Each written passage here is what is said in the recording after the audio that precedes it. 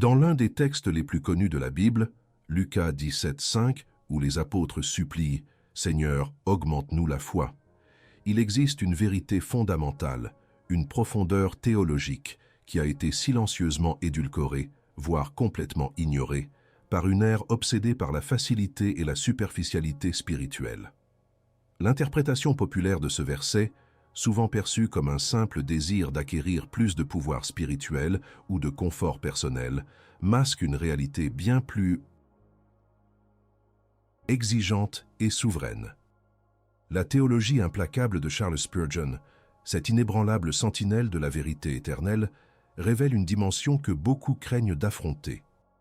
La foi véritable n'est pas une simple augmentation de nos désirs humains, ni une capacité que l'on peut développer par la seule volonté, mais une soumission radicale et active à la souveraineté divine. Mais que signifie réellement une foi inébranlable dans un monde qui tremble à chaque vent de doctrine, à chaque nouvelle philosophie mondaine qui promet le bonheur sans le sacrifice, le salut sans la repentance et la paix sans la croix? Cette question n'est pas rhétorique. Elle est le point de départ d'une quête essentielle pour toute âme assoiffée de la vérité profonde et durable. Nous vivons une époque où le terme « foi » est vidé de sa substance, réduit à une sorte d'optimisme subjectif, une pensée positive ou un outil psychologique pour manifester nos désirs matériels. C'est l'essence même de la foi superficielle qui, telle une maladie insidieuse, ronge les fondations de l'Église moderne. Des millions de croyants, sincèrement désireux de plaire à Dieu, se retrouvent piégés dans le cycle épuisant d'une foi basée sur la performance. Ils luttent jour après jour pour augmenter leur foi par des rituels, des confessions positives ou des démonstrations externes, convaincus que leur manque de succès spirituel ou matériel est le signe d'une foi insuffisante. Cette frustration est légitime et même biblique, car elle naît d'une déconnexion profonde entre ce qui est prêché et ce qui est réellement vécu, entre la promesse d'une vie chrétienne épanouie et la réalité d'une âme vide, consumée par l'anxiété et le doute. La douleur de se sentir incapable d'atteindre un idéal de foi illusoire est une affliction silencieuse qui pèse sur d'innombrables cœurs. Cette douleur de la superficialité n'est pas une faiblesse personnelle, mais le symptôme d'un problème théologique bien plus grave. L'infiltration de l'évangile du confort et la subtile mais destructrice souveraineté du moi. L'ennemi commun que nous devons identifier et combattre n'est pas une entité extérieure, mais une déformation interne de la doctrine, une idolâtrie du cœur qui place nos désirs, notre bien-être et notre perception du bonheur au-dessus de la volonté révélée de Dieu.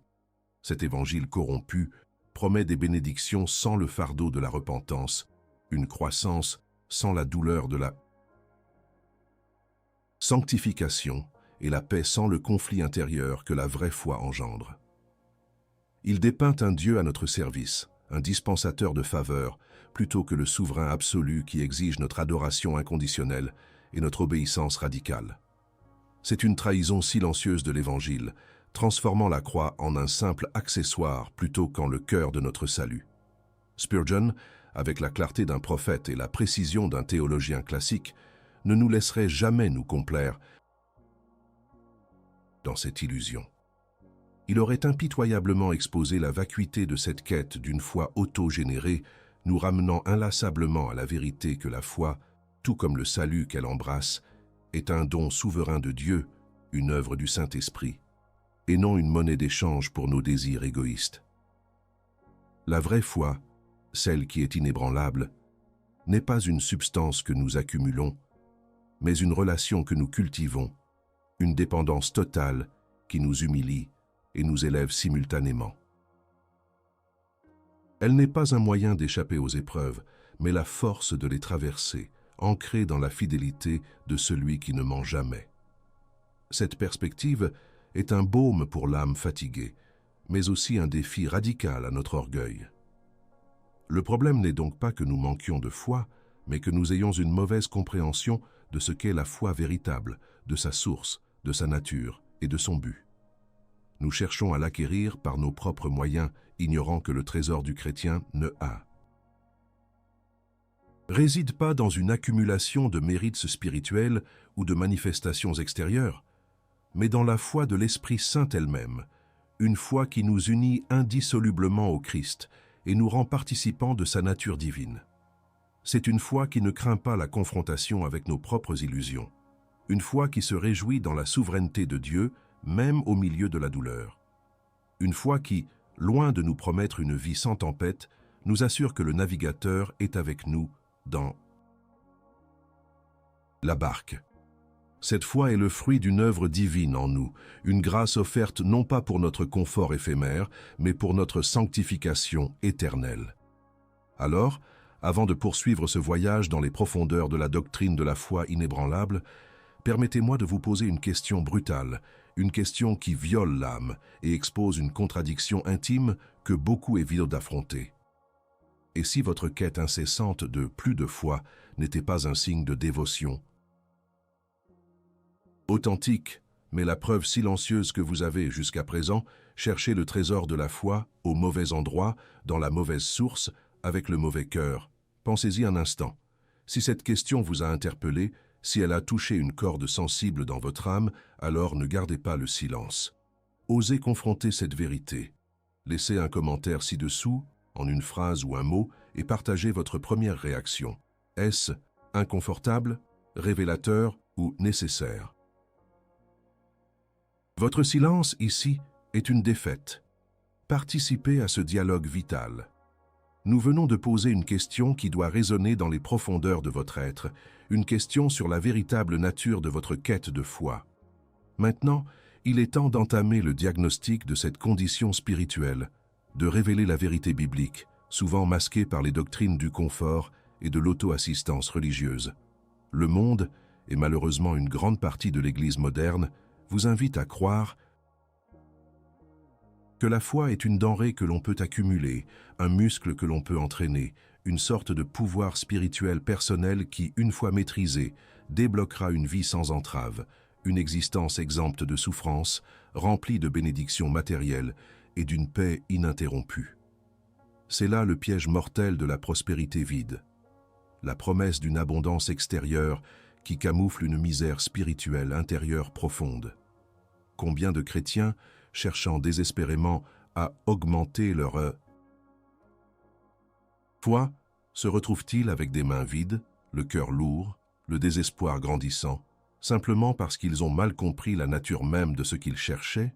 Charles Spurgeon, le prince des prédicateurs, avec une perspicacité qui tranchait le voile de l'illusion, nous ramène à la source inébranlable de la vérité.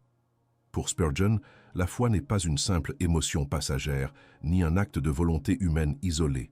Ce n'est pas un sentiment fluctuant qui va et vient au gré des circonstances. Non, la foi, dans sa pureté biblique, est avant tout une ferme conviction de la vérité révélée par Dieu, un assentiment intellectuel et spirituel qui transcende les doutes et les incertitudes humaines. C'est une confiance inébranlable dans la personne et l'œuvre de Jésus-Christ, non pas en ce que nous pouvons faire pour lui, mais en ce qu'il a fait pour nous sur la croix. C'est une dépendance totale, non sur nos propres capacités à croire plus fort, mais sur la fidélité inaltérable de Dieu lui-même.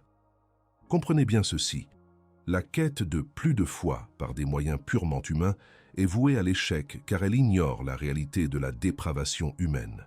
Notre nature, corrompue par le péché, est incapable de générer une foi salvatrice par ses propres forces. La foi authentique n'est pas le fruit de notre effort personnel, mais le don souverain de Dieu. C'est une grâce divine, une œuvre du Saint-Esprit qui ouvre les yeux de l'aveugle, brise le cœur de pierre et attire l'âme vers le Christ. Chercher à augmenter sa foi comme on augmenterait un compte en banque, c'est tomber dans l'hérésie de la souveraineté du moi, où l'homme se place au centre de l'œuvre de Dieu, tentant de manipuler le divin pour son propre bénéfice. C'est précisément là que l'évangile du confort dévoie tant de croyants. Il promet une accumulation aisée de bénédictions spirituelles, dont une foi augmentée, sans jamais exiger la profonde humiliation de soi et la soumission radicale à la volonté de Dieu. Il présente une spiritualité à la carte, où l'on choisit ce qui nous apporte du bien-être immédiat, ignorant le chemin étroit et coûteux de la sanctification. Ce faux évangile transforme la foi en une marchandise que l'on peut acquérir ou perdre selon nos performances, nous plongeant dans une anxiété perpétuelle de ne jamais en avoir assez, de ne jamais être assez spirituel pour mériter les faveurs divines. Cette approche mène non pas à la liberté, mais à une nouvelle forme d'esclavage, celui de la performance religieuse. Mais la vérité, révélée par les Écritures et si clairement articulée par Spurgeon, est que la foi est le point de départ de la véritable prospérité, non une fin en soi à atteindre par nos efforts. Le trésor impérissable du Saint-Esprit, la véritable prospérité divine, est caché non pas dans les bénédictions que Dieu accorde, mais dans la communion avec Dieu lui-même. La foi est le canal par lequel nous entrons dans cette communion, le moyen par lequel nous recevons le Christ et tout ce qu'il est. C'est dans cette union avec le Créateur que réside la richesse suprême, une richesse qui ne peut être ni volée, ni détruite, ni ternie par les circonstances terrestres. C'est la foi de l'Esprit Saint qui nous permet de voir la valeur inestimable de cette relation, au-delà de toute considération matérielle ou de tout confort éphémère. Revenons à Lucas 17,5 où les apôtres demandent « Seigneur, augmente-nous la foi ». Loin d'être une demande pour une simple quantité de foi, cette supplication révèle une profonde conscience de leur propre insuffisance face aux exigences radicales du royaume que Jésus venait de décrire. Ils venaient d'entendre des paroles sur le pardon illimité et la nécessité d'arracher les racines de scandale, des commandements qui semblaient humainement impossibles à accomplir. Leur cri était un cri de dépendance, non d'auto-empowerment. Ils ne demandèrent pas un pouvoir magique, mais la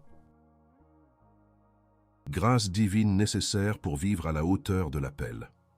C'était un appel à une qualité de foi qui pouvait endurer les profondes exigences spirituelles et morales, une foi qui pouvait pardonner 70 fois 7 fois, une foi qui pouvait arracher les sycomores.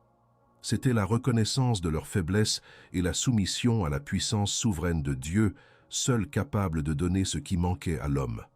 La foi n'est pas une compétence à développer, mais un trésor à recevoir et à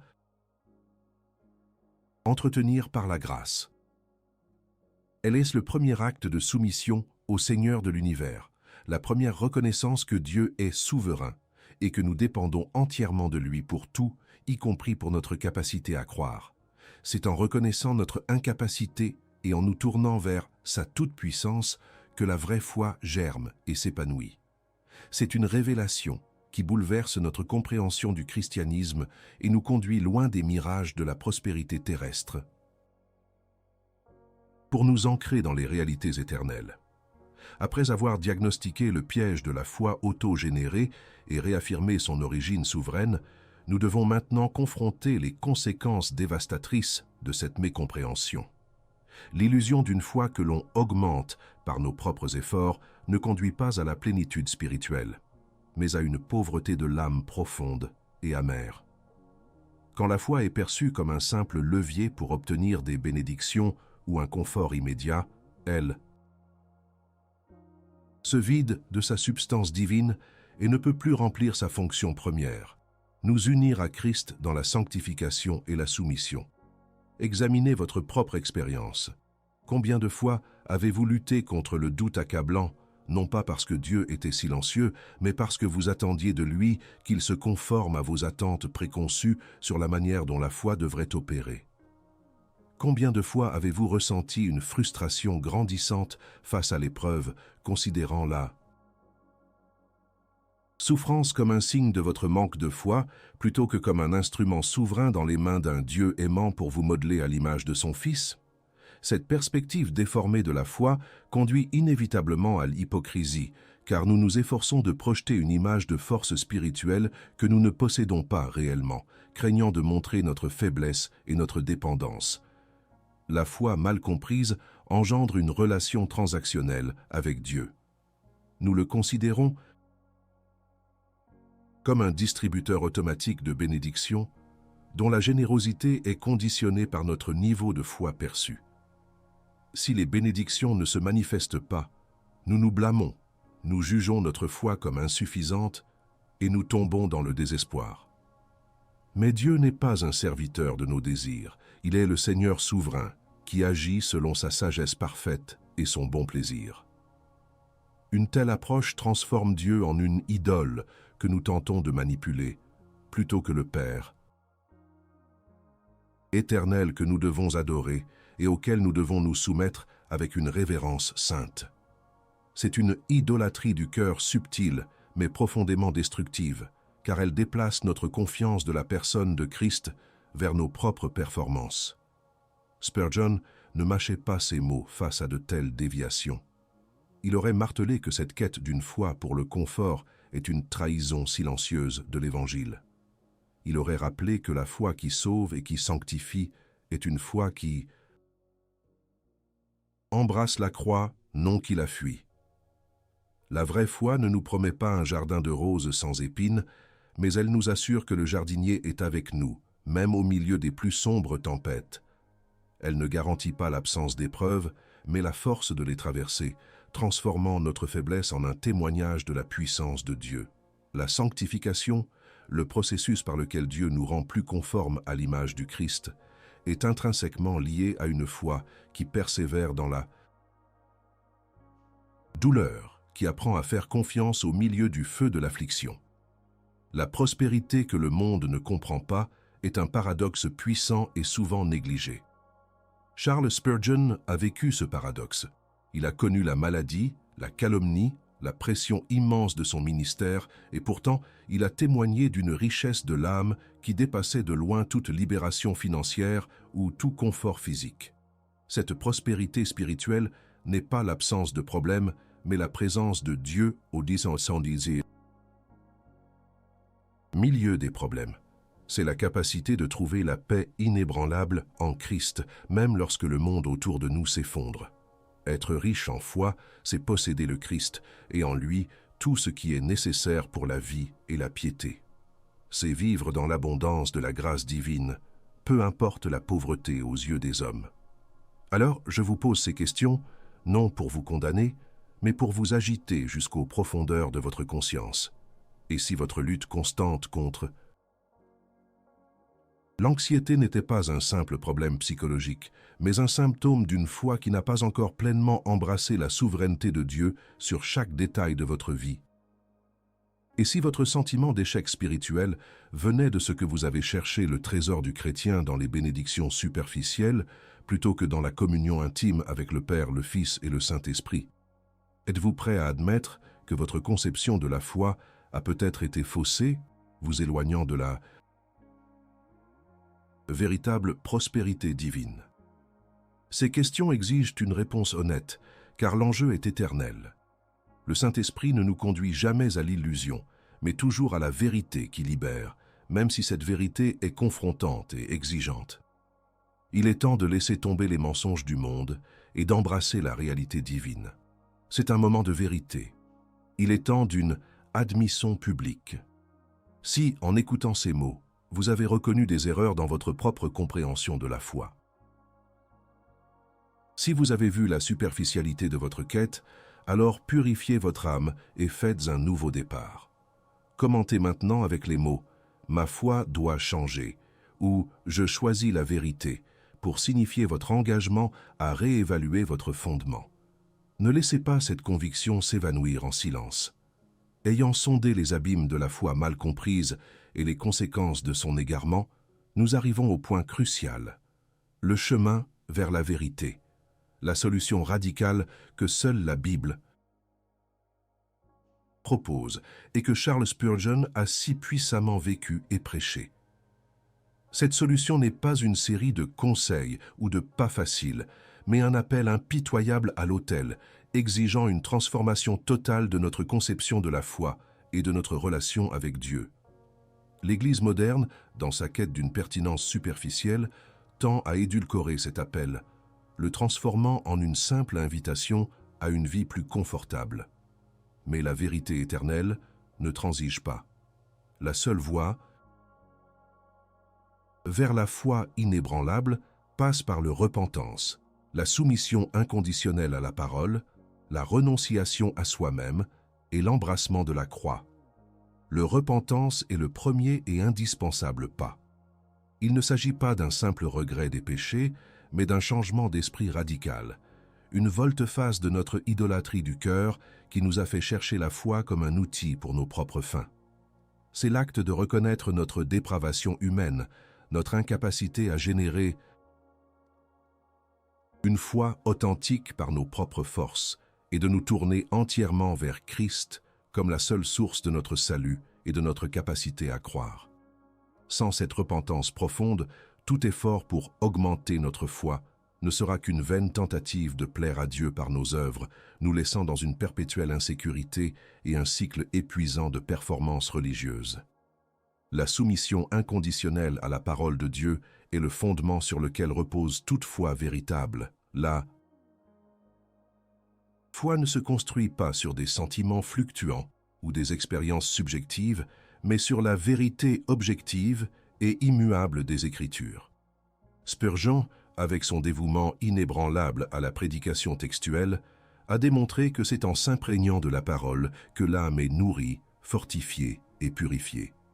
C'est la parole de Dieu qui révèle qui est Dieu, ce qu'il a fait pour nous et ce qu'il exige de nous. Une foi qui ne s'enracine pas dans la doctrine solide est une foi à la merci de chaque vent de doctrine, incapable de résister aux assauts du monde et aux tromperies spirituelles. C'est la source de notre compréhension du trésor du chrétien. La renonciation à soi-même est le sacrifice exigé par une foi authentique. La foi de l'Esprit Saint ne coexiste pas avec la souveraineté du moi. Elle exige que nous déposions nos propres ambitions, nos désirs égoïstes de contrôle, nos attentes d'une vie facile et nos conceptions mondaines de la prospérité. C'est un appel à mourir à soi-même chaque jour, à prendre notre croix et à suivre Christ. Cette renonciation n'est pas une perte, mais un gain inestimable, car en perdant notre vie pour Christ, nous la trouvons véritablement. C'est dans cet acte de lâcher prise que le trésor de l'âme commence à se révéler. Enfin, l'embrassement de la croix est le cœur de la foi inébranlable. La croix, loin d'être un symbole de défaite, est le lieu de la victoire suprême de Dieu sur le péché et la mort. La foi véritable regarde la croix et y trouve non seulement le pardon, mais aussi le modèle de la vie chrétienne, une vie de sacrifice, de souffrance endurée pour la justice et de résurrection dans la puissance de Dieu. La solution que nous proposons ne vise pas votre confort terrestre, mais votre sanctification éternelle. Elle ne vous promet pas une vie sans difficulté, mais une vie où, à travers les difficultés, vous êtes transformé à l'image du Christ. Charles Spurgeon, lui-même, a découvert la richesse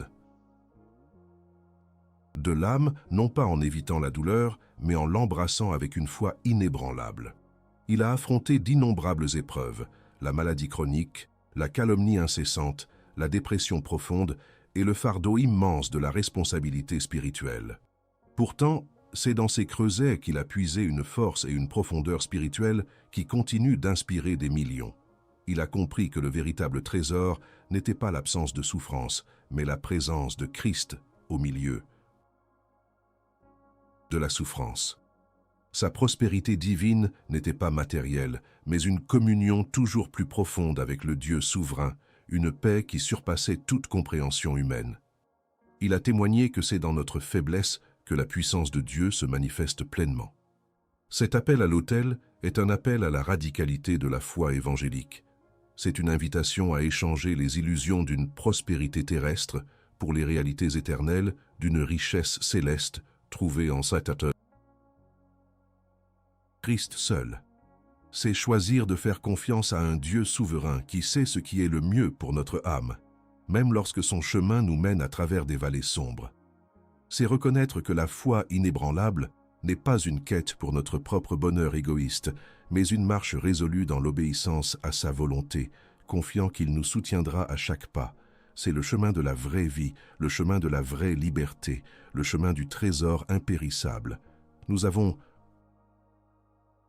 voyagé ensemble depuis la question initiale des apôtres, « Seigneur, augmente-nous la foi ».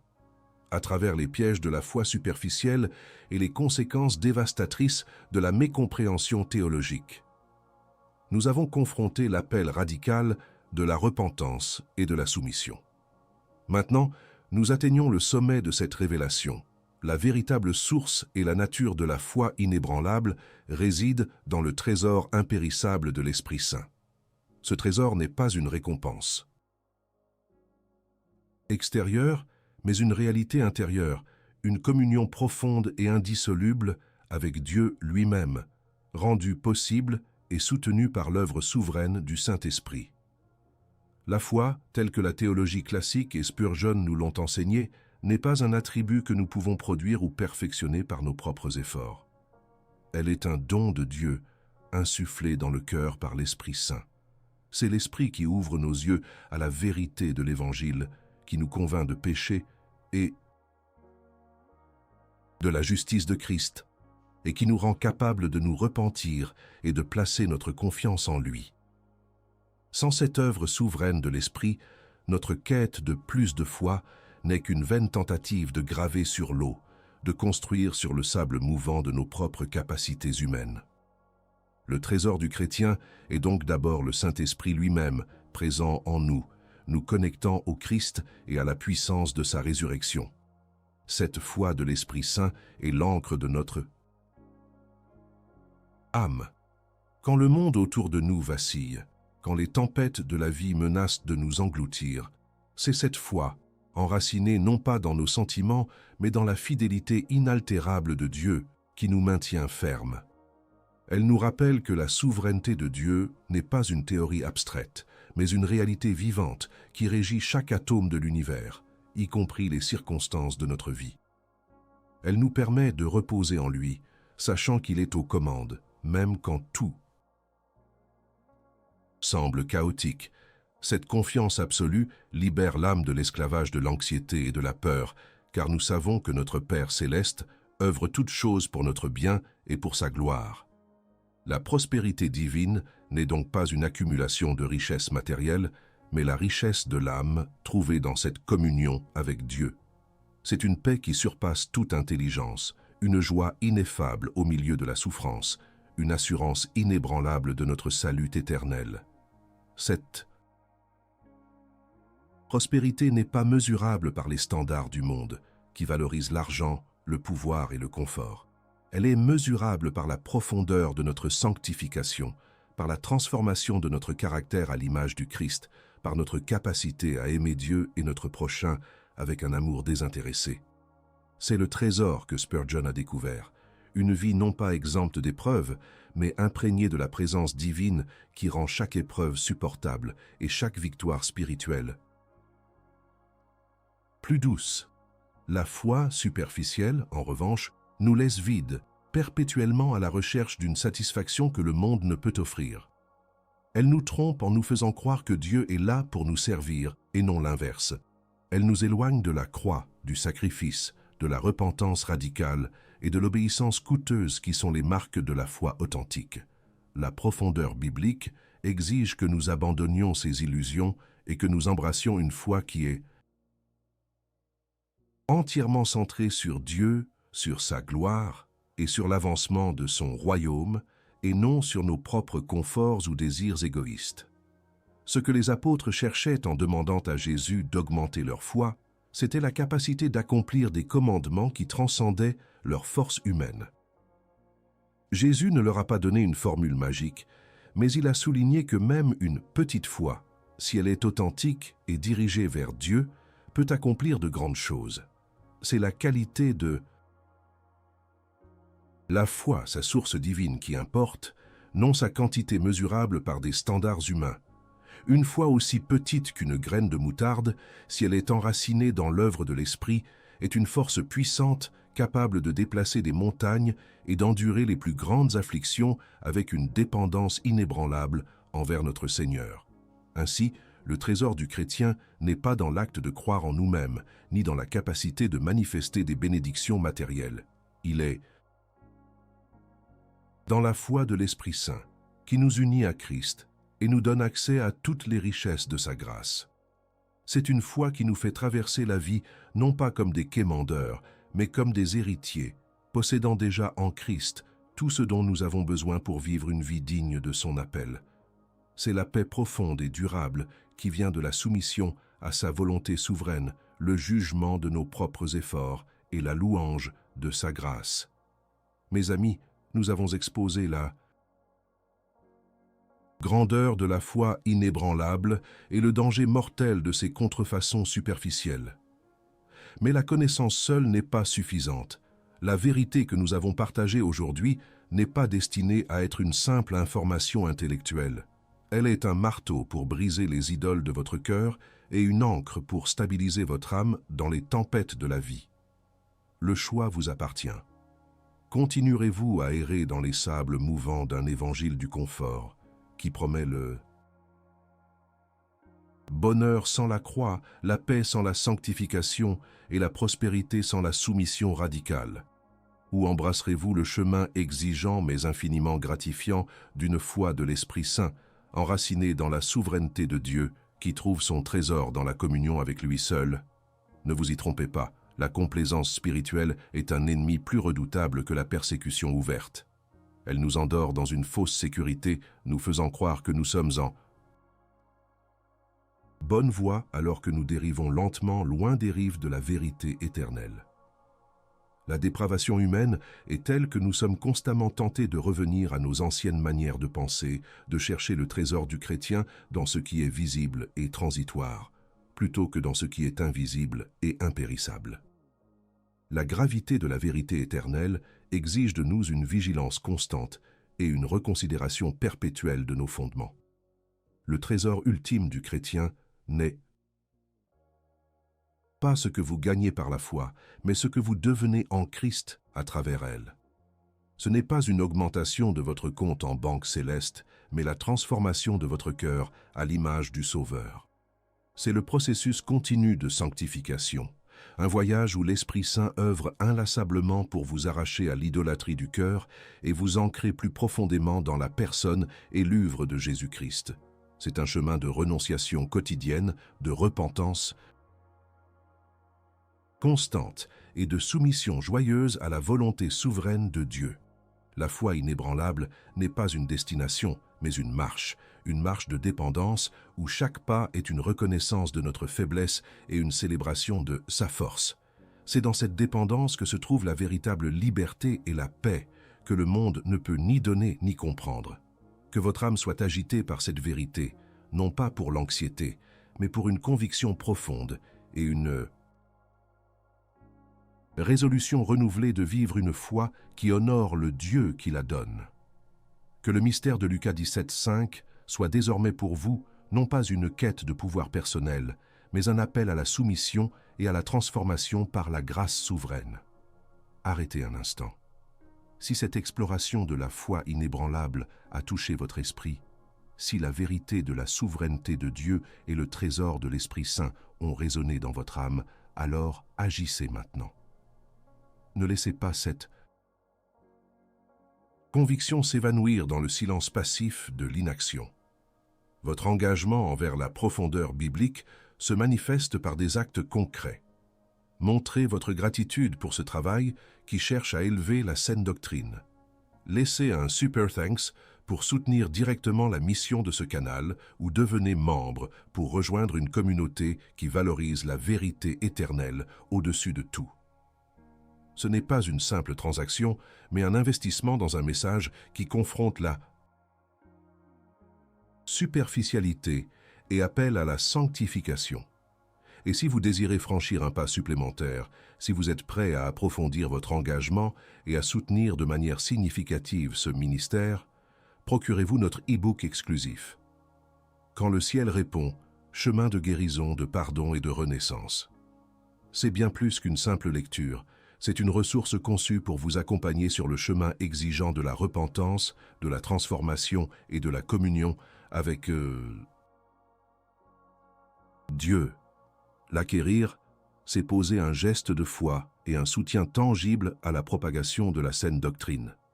Enfin, ne partez pas en silence. Votre voix est essentielle dans cette conversation cruciale. Écrivez dans les commentaires quel enseignement de cette vidéo, quel aspect de la foi de l'Esprit Saint ou de la richesse de l'âme révélée par Spurgeon vous a le plus impacté. Participez. Omettre de s'exprimer, c'est perdre l'opportunité d'être une partie active de ce chemin de réveil spirituel. Votre participation est un témoignage.